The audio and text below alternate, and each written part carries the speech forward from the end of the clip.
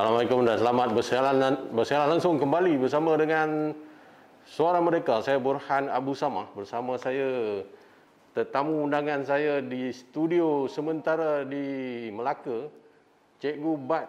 Cikgu Bat ni dia viral di media sosial di sana sini, di sawah padi.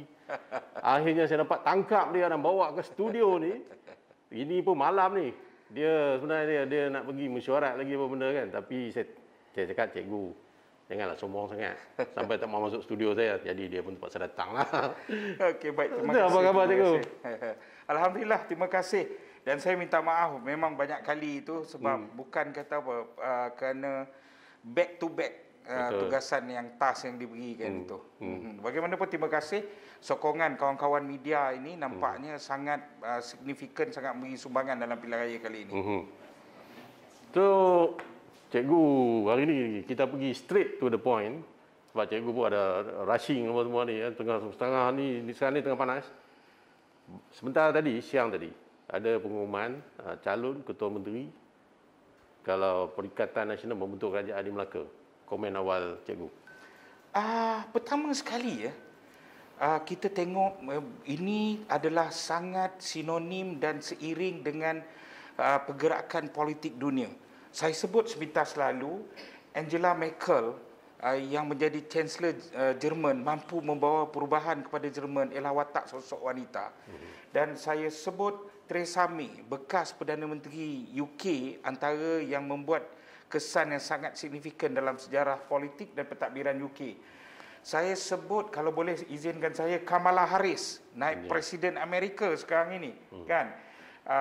Yang kita banggakan sangat, malah Pakatan Harapan pemimpinnya berulang-ulang kali menyebut ialah Jacinda Ardern, Perdana Menteri New Zealand.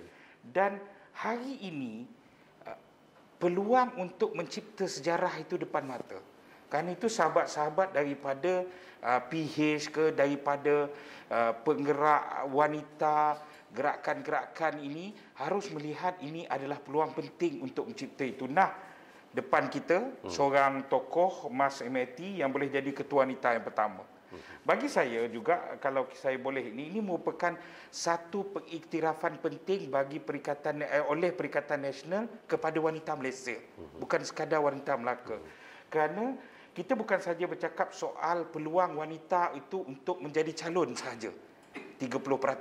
Kita telah bercakap untuk wanita itu dijadikan ketua menteri.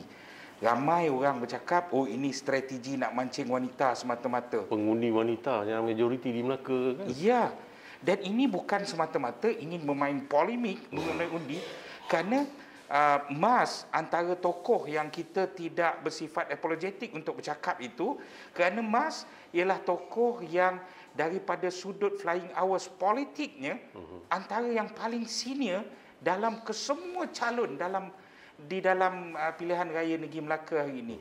Dan saya menjangkakan pengumuman Mas ini sebagai calon ketua menteri merentasi kepentingan politik. Dia adalah sejarah Melaka ini bandar bersejarah. Kalau di Melaka kita cakap sejarah.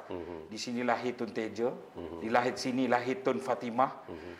Kali ini dia bukan Tun, tapi dia Mas MAT. Inilah Mas yang selama ni yang kita cari. Ya. Mas MAT. Ya. Survey di lapangan bagaimana cikgu melihat?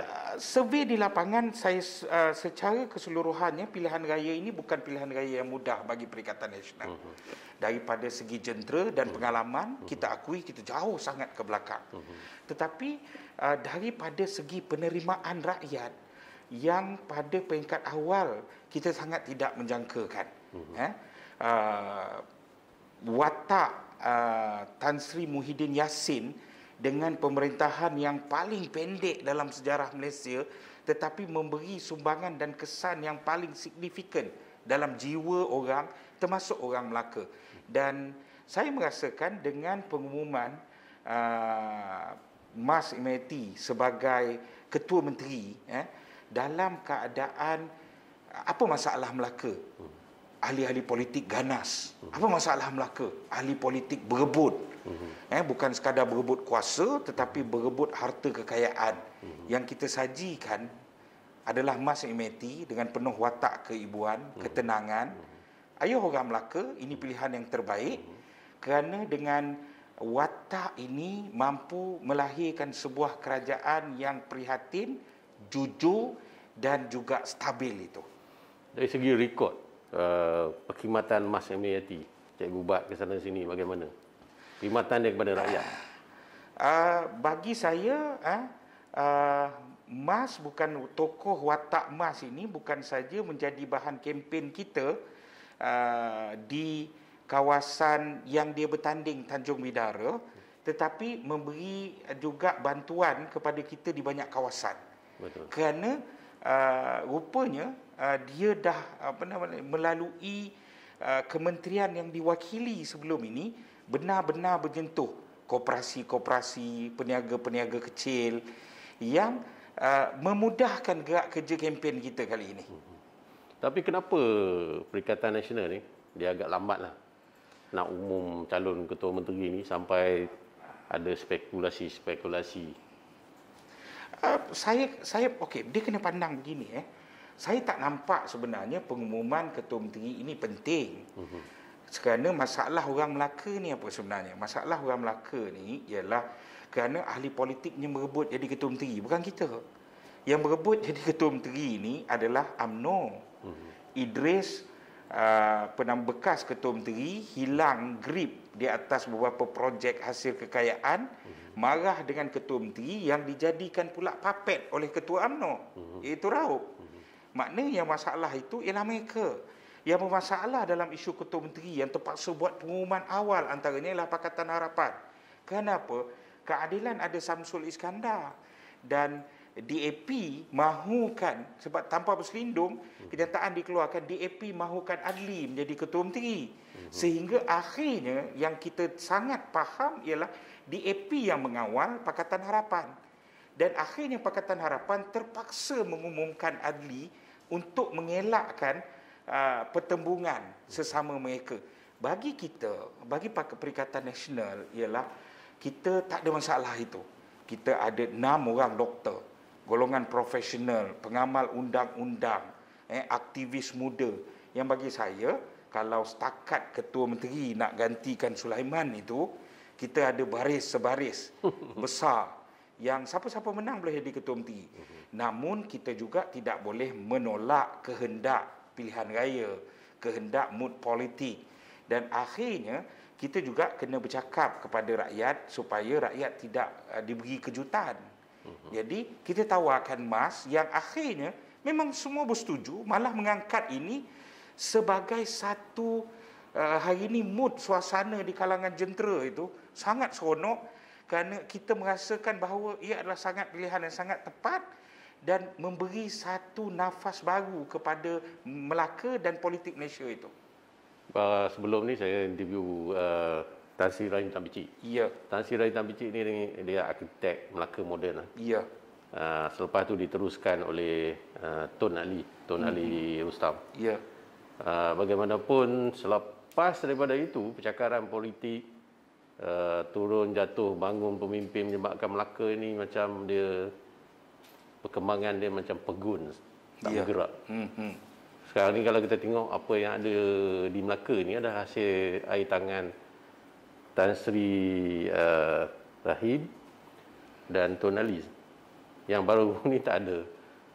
Mungkin Mas kalau dia jadi ketua menteri nanti, dia boleh mengangkat balik Melaka ni bagaimana kedudukan Melaka yang terkenal di seluruh dunia di dalam bidang pelancongan dan ekonomi. Okey. Apa yang Melaka perlukan di masa depan? Pertama, untuk mengembalikan semula Melaka di pentas pelancongan dunia. Itu sangat penting. Kedua ialah kerana Melaka telah dilupakan di atas pentas pelancongan dunia yang menjadi sumber pendapatan utama Melaka kerana ada pasir dan sebagainya ini. Kedua ialah Melaka perlu dibangkitkan masyarakatnya, swadaya masyarakatnya, empowerment masyarakatnya daripada segi keusahawanan. Dan saya rasa pemilihan Mas, saya tidaklah terlalu obses, tetapi pemilihan Mas yang mempunyai flying hours dan pengalaman, antara pengalamannya ialah berada dalam Kementerian Pelancongan. Dan saya merasakan dia membuat sesuatu memainkan peranan yang baik, di mana ketika itu pencapaian pelancongan Malaysia baik. Sebagai timbalan menteri, dan dia pernah menjadi timbalan menteri kementerian yang bertanggungjawab untuk membangunkan usahawan di bawah. Dan saya merasakan dia berperanan sangat baik, khususnya apabila Negeri Melaka ni kita lalu ada koperasi yang dia bantu. Bila kita pergi ada peniaga kecil yang pernah disantuni dalam program besar kementerian tersebut. Dan saya percaya dan yakin dengan adunan pengalaman ini, itulah sebenarnya kehendak Negeri Melaka. Selain daripada Mas menawarkan, yang kita lihat dia ni tak bergaduh, dia ni bertenang dalam suasana politik daripada UMNO sampai ke sekarang, kan? Jadi saya merasakan bahawa ketenangan dengan sentimen pemikiran seorang ibu yang mempunyai keluarga yang anak-anaknya berjaya, saya merasakan dia adalah sosok yang sempurna, selain akan dibantu oleh teman-teman lain dan pasukan yang saya rasa kita menawarkan calon-calon yang baik kali ini. Cuma ada satu isu yang bertebaran di media sosial, sebab sekali ini pilihan raya kali ini kempen banyak di media sosial, antaranya bila Mas Emiati berhijrah ke parti lain dan dia dituduh dengan pelbagai tuduhan. Mungkin Cikgu Bat ada sedikit idea dan pandangan kenapa Mas Emiati berbuat demikian. Okey, sudah tentu apabila Mas dinamakan, sebenarnya yang paling berisiko ketika don-don lain mengambil semangat itu, yang paling berisiko ialah Mas. Kerana tiba-tiba serangan diberikan. Pertama, Pakatan Harapan dan UMNO, Barisan Nasional, kita buat media listening, tiba-tiba timbul serangan, Mas tak layak sebab dia perempuan. Ini tiba-tiba semua begitu patriarki sekali dalam perkara ini. Kedua ialah timbul serangan isu katak. Mas ni katak. Saya sebenarnya pada peringkat awal kempen pilihan raya saya telah menjawab perkara ini kerana isunya ialah Mas lompat, ya, Mas bertukar parti. Tapi persoalannya kenapa dia bertukar parti? Kerana pada ketika itu, kalau Mas dan pasukan yang lain ini tidak melompat dan memperkukuhkan bersatu sebagai dominan kuasa politik Melayu dalam kerajaan, DAP akan bertindak dengan lebih parah. Kan? Sudah kita perkukuhkan itu pun, DAP tetap dengan perangainya. Itu yang pertama. Yang kedua ialah akhirnya bila tak tahan, maka berlakulah Sheraton move ke arah menyelamatkan maruah politik Melayu sebagai kuasa dominan politik. Yang saya nak sentuh juga ialah kena ingat, sahabat-sahabat UMNO kena ingat, pertempuran ketika akhirnya menyebabkan beberapa ahli parlimen UMNO keluar pada ketika itu adalah kerana kesombongan Zahid Hamidi itu. Bukan saya, bukan yang keluar. Ashraf Wajdi pun pernah membuat sidang media pada ketika itu, memberi quote-unquote ugutan dan arahan kepada Zahid untuk bercuti. Yang UMNO boleh bangkit semula sekejap ketika siri pilihan raya kecil selain dibantu oleh PAS adalah kerana Zahid bercuti. Pilihan raya Sabah, Zahid tergesa-gesa ambil alih balik, yang akhirnya saudara boleh tengok yang terjadi sampailah ke Melaka. Jadi persoalan saya ialah bukan isunya isu lompat. Isunya adalah Mas bagi saya telah membuat keputusan yang betul menyelamatkan maruah dominan politik Melayu, dan kerana keputusan dia itu jugalah Masjid Tanah, khususnya Tanjung Bidara, tidak diasingkan dan terus mendapat bantuan dan layanan serta pembangunan yang sewajarnya. Tapi dia masalah politik kita ni, dia sejak sekian lama pengundi ini memilih berdasarkan parti. Dia tidak melihat calon, walaupun calon tu bagus. Kalau dia dah putuskan nak undi kuncilah dia undi. Dalam situasi di Melaka ni, adakah Melaka cukup berani untuk mengubah mindset itu? Okey, itu saya amat tidak adil untuk saya menjawab bagi pihak orang Melaka atau pengundi Melaka. Tetapi saya nak bawa Saudara Burhan ke satu situasi yang saya selaku penyelaras penerangan daripada atas sampai ke bawah kita meneliti semua perkara. Saya bagi tahu dia ada satu yang pelik di Negeri Melaka kali ini. Contohnya ialah apabila kita menyebut Bukit Katil. Jentera keadilan di Bukit Katil membantu calon lawan Adli untuk kalau tak menang pun tapi mengurangkan undi Adli. Kenapa ini berlaku? Kerana mereka melihat bahawa semasa pemerintahan Adli 22 bulan, keadilan ni tidaklah semewah. Datuk pun amanah dapat, GLC, geng-geng ni dapat, DAP amanah semua. Jadi mereka cuba mengalahkan Adli dengan harapan Samsul boleh jadi Ketua Menteri. Begitu juga yang berlaku contohnya ialah di Pantai Kundo. Amanah dah buat kerja lama. Ada bakal calonnya. Tiba-tiba lompat, rundingan di atas tak sampai ke bawah. Mereka ambil Nur Azman daripada Amanah masuk sebagai calon Pakatan Harapan yang mewakili Amanah di situ. Grassroots Amanah marah. Grassroots Amanah bekerja dengan Jentera Perikatan Nasional. Begitu juga di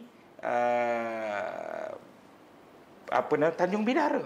Di Tanjung Bidara ini beberapa ketua cawangan muncul di bilik gerakan untuk menyatakan sokongan dan bantuan kerana raup ini dah luar sangat kawal. Ini kata mereka. Mengawal UMNO dan memberi imej yang sangat buruk kepada UMNO. Jadi begitu juga orang-orang Idris yang masih tertinggal dalam UMNO. Jadi saya merasakan bahawa kali ini dia tidak semata-mata kerana parti. Kerana itu saya nak hantar mesej yang sangat jelas kepada kawan-kawan sahabat-sahabat UMNO pun. Ini bukan persoalan parti dah. Ini persoalan masa depan negeri ini, masa depan negara ini. Kan? Sebab kalau kita tidak boleh taksub dengan organisasi, kita mesti menjamin kepentingan ummah, kepentingan jemaah itu datang selepas kepentingan ummah.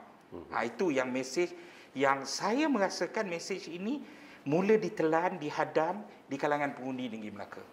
Okey. Kesimpulannya yang kita boleh buat, pilihan raya Melaka ni dia sangat besar. Signifikannya bukan pada Negeri Melaka saja. Ya. Dia beyond daripada itu, melepasi ruang lingkup negeri ini tetapi pergi sampai ke nasional. Ya.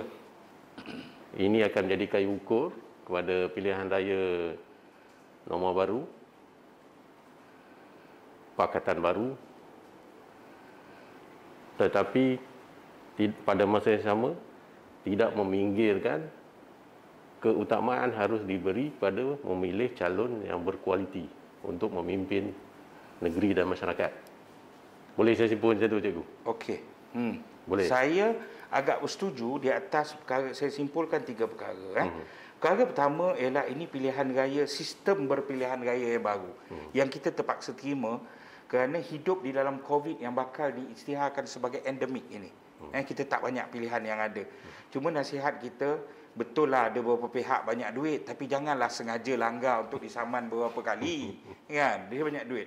Yang kedua ialah politik nasional itu tergambar di Negeri Melaka.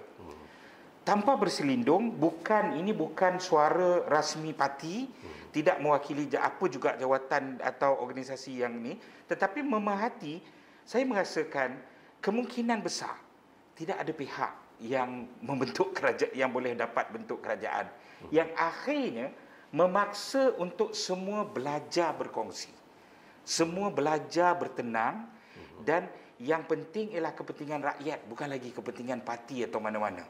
Kan? Jadi kalau ini tidak dilakukan secara berhemah, dia akan memberi kesan kepada politik nasional. Dan na'udzubillah min zalik, saya mendoakan perkara tersebut tidak berlaku, kerana negara kita masih sedang bertaktik untuk keluar daripada konflik ekonomi, tekanan keselamatan, kesihatan dan sebagainya. Yang ketiga ialah yang turut diuji sekarang ni ialah rakyat. Rakyat berada di 2 pihak.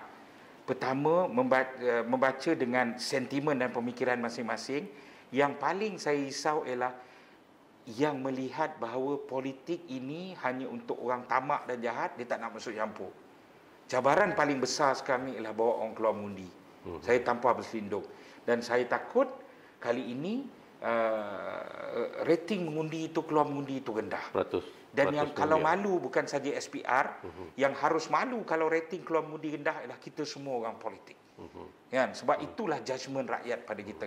Tetapi mesej saya jelas sebagai penutup, semua harus keluar mengundi, lakukan pilihan dengan bijak, harapan masih ada, memang keadaan masih sukar, tapi percaya dan yakinlah, lagi gelap, dia umpama berjalan di tengah malam, kan?